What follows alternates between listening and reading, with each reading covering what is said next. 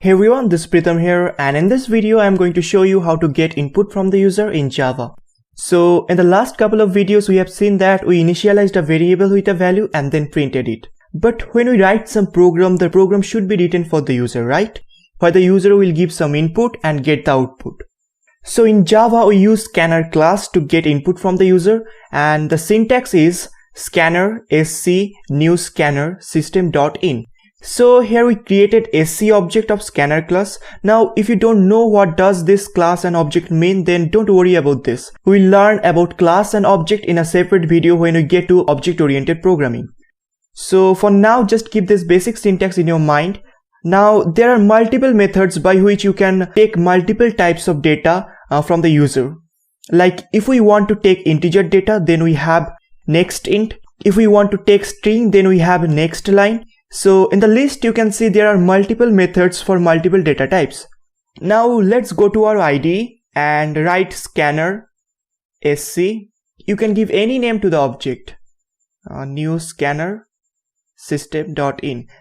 So here is a problem. As you can see, scanner cannot be resolved to a type. That means our IDE does not know from where this scanner came.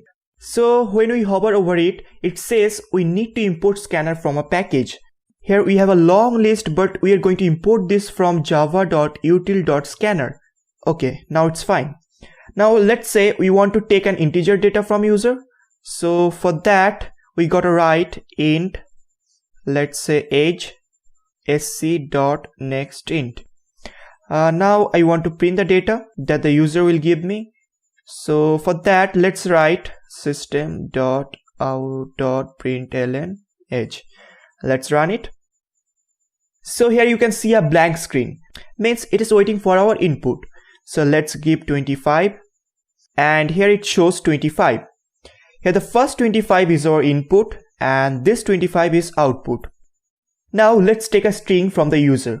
So I'm going to write string name sc dot, in this case next line, and then system.out.println name.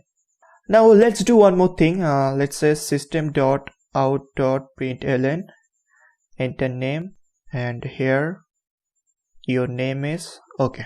Let's run it. Pritham. So here you can see your name is Pritham. Great. Okay, so this is all about getting user input in Java. I hope you like this video, and still if you have any doubt, let me know in the comment section. Also subscribe the channel and hit the bell icon. See you in the next video. Bye.